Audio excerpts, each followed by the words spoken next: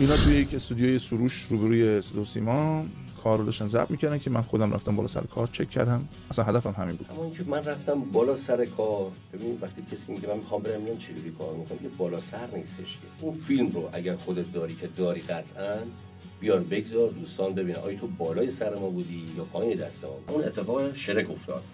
یعنی آقای گلارا وقتی سینرلای 2 رو به ایشون دادن رو هارد و اعتماد کردن، بله ببینید اصلا ما شخصیت ایشون رو تخریب نمی‌کنیم. من بعد جمله ای بهش که بگفتی هنرش نیز بگو، ما هنرش هم باید بگیم دیگه. اما خب یک سری مسائلی که در نقطه و پرده و حاله ابهام بود و خواستم واقعا اینو بگم تا همه بدونن. سلام استاد الیاسیان، وقتتون بخیر باشه. یه سوالی که برای من و خیلی از مخاطبان دوبله پیش اومده اینه که دوبله خارج سازمان از کجا شروع شده؟ چون خیلی از افراد هستن که ادعایی میکنن و میخواستم اگه میشه شما که از همون اواخر 70 یا همون اوایل 80 شروع کردید برای ما یه توضیحاتی در این زمینه بدید. بله. درود و عرض ادب خدمت شما و بینندگان محترم. بله ببینید، خب من امروز باید رازهایی رو بگم چون به گوشم رسیده که جسته و گریخته. کسانی مدعی شدن که ما بودیم و ما سردمدار بودیم، ما ال کردیم و بل کردیم و من حالم که رستم بود پهلوان و بس الهازا. خب سال 79 بود فکر میکنم، اواخر سال 79 بود که من در دانشگاه هنر و معماری آزاد تهران درس میخوندم. یک اعلانیه رو دیدم توی دانشگاه که ما به دوبلور نیاز داریم. من زنگ زدم، مراجعه کردم، با آقای گلارا آشنا شدم. آقای گلارا میخواد پروژه رو ببنده نام چیکن ران و اولین کار حرفه ایشان بود. یعنی ما همین کسانی که تو اون فیلم صحبت کردیم اولین بارمون و ما رفتیم و کار کردیم و تمرینی انجام دادیم و منم رول اصلیشو گرفتم و تو 4 روزم ضبطشو انجام دادم. این کار رفت پخش شد و خیلی استقبال شد. ما کار بعدی انجام دادیم. کار بعدی هم سیندرلای 2 بود فکر میکنم. کار بعدی آیس ایج 1 بود. کار بعدی فیلم دلانکیس گود نایت بود. آخرین بوسه طولانی خداحافظی همچین چیزی بود اسمش. فیلم بود. کار بعدی شرک 1 بود. خب اینا انجام شد. بعد یه شخصی پیدا شد که حالا من نمیخوام نامش ببرم چون نیازی نیست، خودش میدونه. و ایشون به آقای گلارا مراجعه کرده بود و گفته بود که آقا تو رو خدا این فیلمایی که من دیدم شما دوبله کردید، معلومه تیم مجربی هستی، چون تیمی خارج از سندیکا دوبله نمی کرد. نه دانششو داشت، نه مهارتشو داشت، نه به لحاظ سخت افزار و مسائل فنی میتونست از عهده کار بر بیاد. بنابراین ایشون خیلی تقاضا کرد و خب من خیلی در جریان نبودم. آقای گلارا باشون صحبت میکرد، من به عنوان گوینده میدم صحبت میکردم، میرفتم درس میخوندم، کار تئاتر میکردم و از این دست ماجرا. ولی جسته گریخته شنیدم که آقای گلارا با ایشون صحبت کرد و یک عدد رقمی رو بستن سر یک کاری که من دیدم این حرفم که اون دوست عزیزم زده بود درست بود. بله یه عدد رقمی باشون صحبت شد و بعد در نهایت کار بهشون تحویل داد. اون تحویل داد و بعد سر یه ماجراهایی که حالا عدد زیاده، رقم زیاده، نمیدونم پیتزا چیه و نمیدونم پول مسئله فلان آژانس زیاد شد و اینها، اون شخص از آقای گلارا دلخور شد و بعد رفت به این فکر افتاد که آقا من خودم میتونم دوبله کنم. خب اگه آقای گلارا تونسته چند نفر رو جمع کنه، منم میرم چند نفر رو جمع میکنم و این کار رو انجام میدم. خب یه مدتی با آزمون و خطا، اینکه ببینیم الیاسیان چجوری تست دوبله میگیره، گلارا چجوری تست دوبله میگیره، ایشون اومد اون هاردی که آقای گلارا بهش داده بود و به صورت غیر مجاز ایمیج گرفت و کپی کرد و یک سری اطلاعات رو به دست آورد. اشکالی هم نداره، زکات العلم نشره. ما اصلا ناراحت نیستیم که چرا کسی از ما چیزی یاد گرفته، ما تمام تلاشمون که دیگران یاد بگیرن.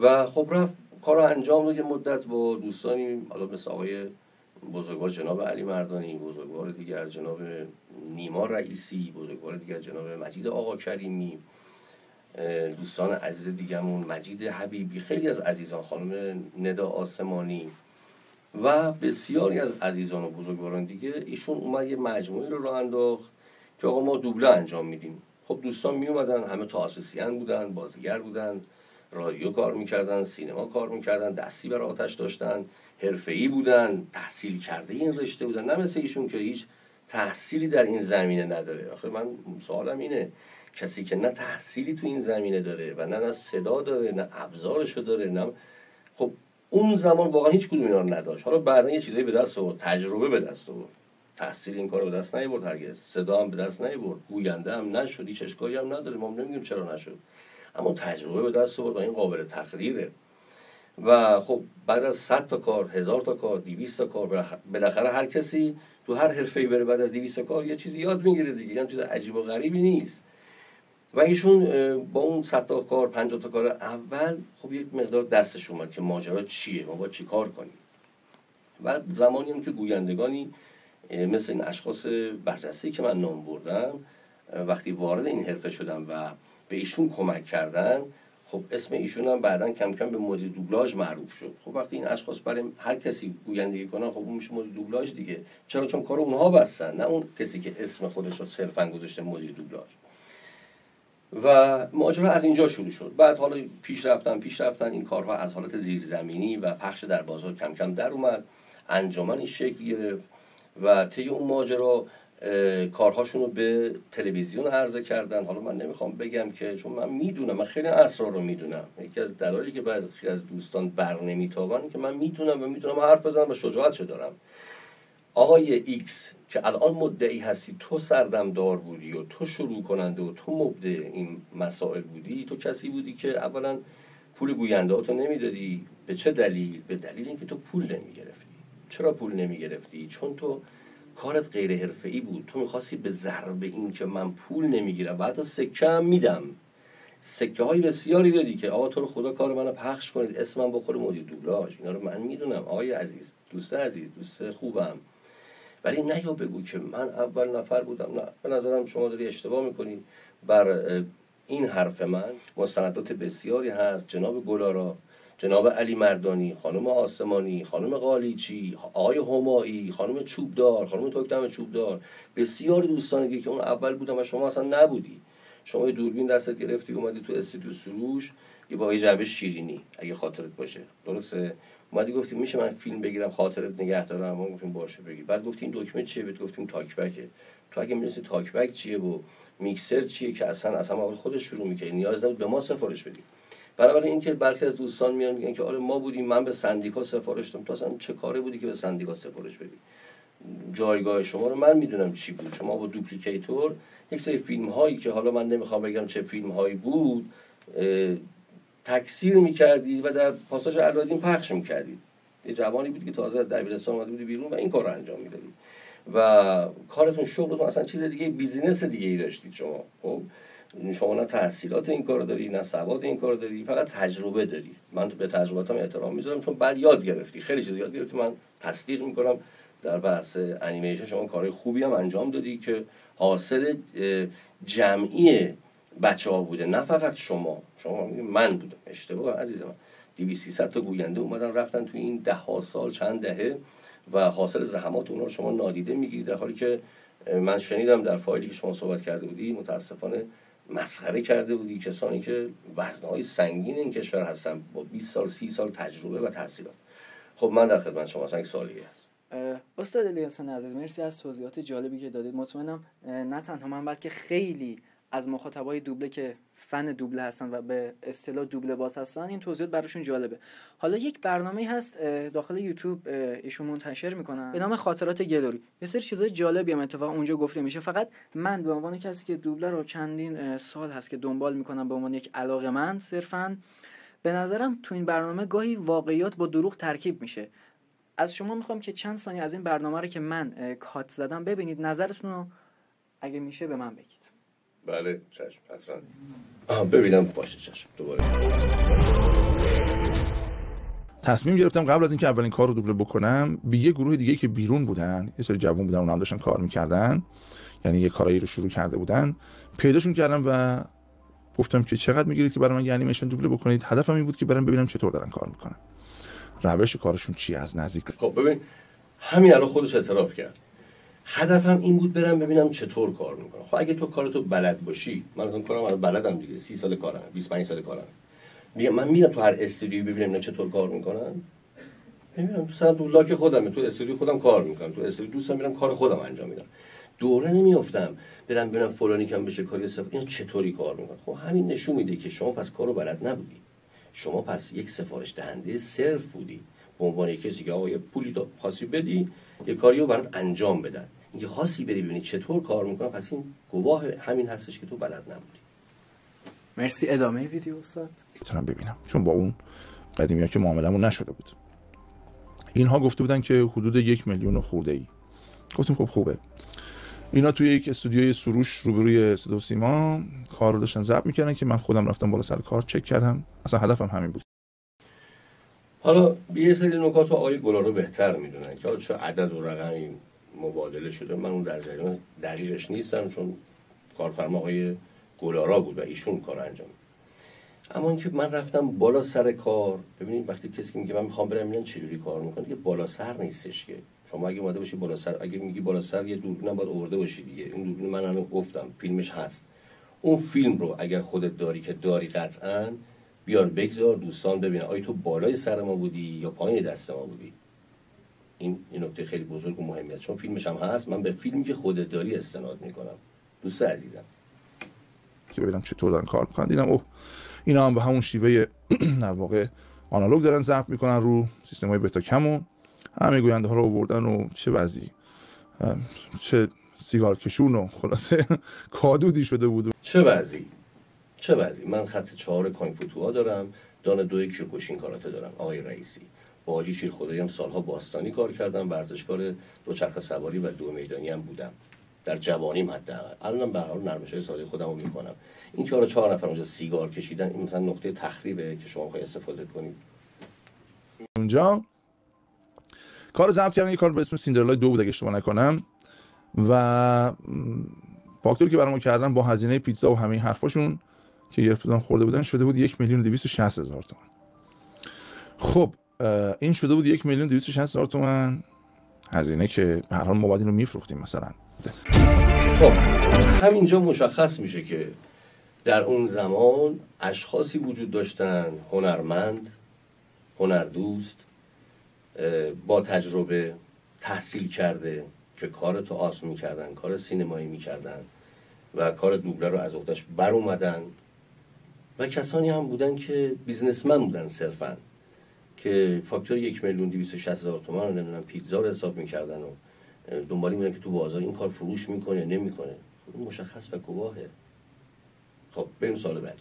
خب آقای الیاسیان مرسی از توضیحات جالبی که تا حالا دادید. و یکی از چیزهایی که البته خب حقیقتا مخاطب عام بهش دقت نمیکنه خیلی متاسفانه، ولی کسی که تو بحر دوبله بره براش روشن میشه یک سری دوبله‌های اوایل دهه 80 مثل همون شرک 1 که شما انجام دادید. نکته‌ای که داره اینه که خیلی‌ها میگن که این دوبله‌ای که بعدها اومد با نام گلوری، البته موقع اصلا اسمی به نام گلوری نداشت، ولی میگن اون دوبله‌ای که اومد در واقع کپی همون دوبله اول بوده که هومن حاجی عبداللهی و محمد گلارا به ترتیب نقشای شرک و خره رو میگفتن و بعدها حالا من دقیق نمیدونم این جریان چی شده که اون 3 نقش جایگزین شدن ولی انگار کلیت کار حفظ شده. ممنون میشم اگه شما تو بحر ماجرا بودید یه توضیح واسه ما بدید.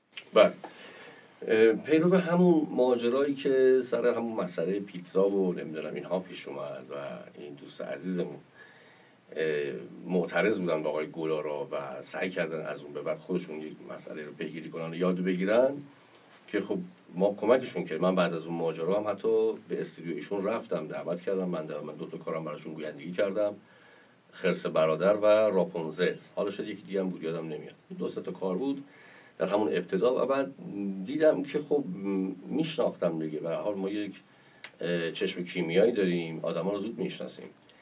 احساس کردم که مناسب نیست با ایشون همکاری کنم، چون برخوردشون میدیدم که اصلا چه اتفاقاتی داره میفته و اون اتفاق شرک افتاد. یعنی آقای گلارا وقتی سینرلای 2 رو به ایشون دادن رو هارد و اعتماد کردن، ایشون اومدن اطلاعات شخصی ایشون رو، آقای گلارا رو کپی کردن، به نوعی دزدیدن. واقعیت رو بگیم. حالا میخوای اختلاس بذار اسمشو دزدی، میخوای بذار اسمشو کپی کردن، میخوای فرقی نمیکنه. به یک سری اسرار دست پیدا کردن، ما چجوری تست میگیریم، چی کار میکنیم، برگه تستمون چیه، نحوه امتحانمون چیه. خب اینا اشکال نداره، زکات و علم و نشر. اما اینکه تو یه کار ضبط شده آقای گلارا رو ورداری و این رو برای اینکه مال خودت کنی 3 تا نقش رو دوباره بگیری که اتفاقا بدترش کردی که بهترش نکردی آقای هومن حاجی عبداللهی رو برداشتی دوست دیگه‌مون رو گذاشتی، آقای خانم سارا پورصبری برداشتی دوست دیگه‌مون رو گذاشتی. من نمیدونم چه چیزی به این کار اضافه کردی با این حرکتت، جز اینکه خواستی بگی کار منه. خب اگر این کارو کردی چرا بقیه کاراکترها رو دست نزدی؟ و قبلا یه صحبتی با هم داشتیم، گفتم آقا چرا این کارو کردی؟ گفتم من خواستم بگم اینجاهای کار خوبه که من دست نزدم. خب اگه این وقتی میگی اینجاهای کار خوبه یعنی کار کسی دیگه است دیگه. و قطعه‌های موزیکال کار، صحنه‌های موزیکال، چون شما توانش رو نداشتی، وارد نبودی، بلد نبودی، حالا الان نمیدونم شاید یاد گرفته باشی، ولی اون موقع چون نمیتونستی بهش دست نزدی و بعد گفتی این کار منه. ای کاش میگفتی، این شرافت رو داشتی، ای کاش این مردانگی رو داشتی که بگی این کار آقای گلارا بود، من اومدم بهترش کنم، به زعم خودم اینجوریش کردم. ولی شما حتی این رو هم عنوان نکردی، من گفتی این کار منه، من بودم، از اول من زدم، به صلاح.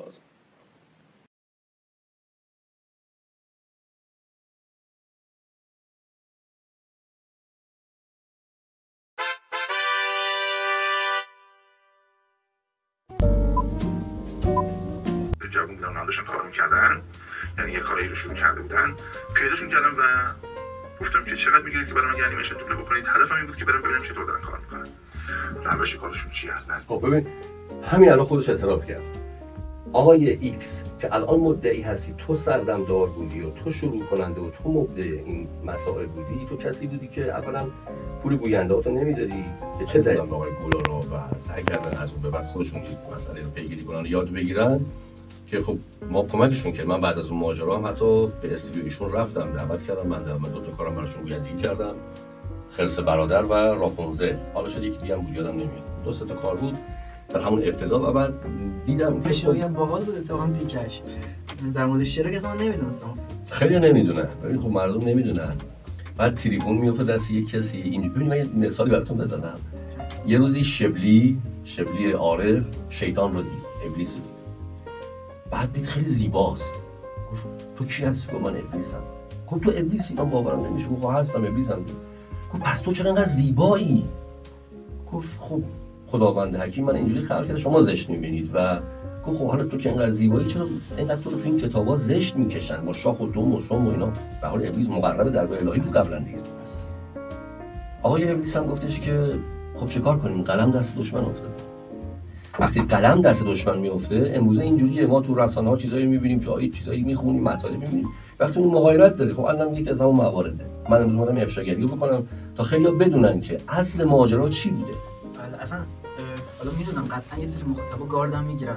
خب طبیعیه چون مثلا بگیرن. آره اصلا طبیعیه، مثلا با صدای طرف خاطر داد، نمیدونم مثلا طرف و هدف ما مثلا تخریب نبود، هدف ما روشنگری. بله ببینید اصلا ما شخصیت ایشون رو تخریب نمی‌کنیم، قطعا ایشون توانمندی‌هایی دارن و ارزش‌های خودشون رو دارن. حالا من بعد یه جمله‌ای بهش که بگفتی هنرش نیز بگو، ما هنرش هم باید بگیم دیگه. ایشون تلاش‌های بسیاری کردن از این جهت که خب یه سری انیمیشن آوردن، کار کردن، یه بازاری به هر حال شکل گرفت. حالا 10 تا کاری که ما اول زدیم که بازار شکل نمیگیره، چون 100 تا کار کرد. حالا این وسط خب یه شیطنت‌هایی کردن که اونها نقاط ضعف ایشون به حساب میاد، ولی به هر حال از این بابت من ازشون تشکر میکنم. زحمات خوبی هم کشیدن در کنار اشتباهاتشون. هر کسی اشتباه داره، منم دارم، من که علامه ده نیستم. اما خب یک سری مسائلی که در نقطه و پرده و حاله ابهام بود خواستم واقعا اینو بگم تا همه بدونن. نه من فقط بگم، من شواهد گوناگونی براش دارم، شاهدان بسیاری هم براش داریم از گویندگان محترم که امروز هستن، استاد هستن، کسوت دارن، من میتونم بگم گواه این قضیه باشم. من فقط استارتش برای شما زدم، شروعش کردم تا شما بدونید که دوستان دیگه هم هستن میتونن بیان خیلی صحبت‌های جامع‌تر و کامل‌تری رو ارائه بدن. دم شما گرم. مطمئنم حالا شما که افتخار دارید قطعاً این برنامه پرپیمون‌تر میشه از گوینده‌های پیش اسات دیگه که از خارج سازمان شروع کردم، دعوت کنم مثل آقای گلارا، خانم ندا آسمانی، کسایی که شروع کردن. امیدوارم که موفق شد. استاد افتخاری بود که زنده باشی. برنامه ضبط بشه. زنده باشی امیر جان، قربون تو برسی. عزیزم سلامت باشی. استاد خیلی ممنون.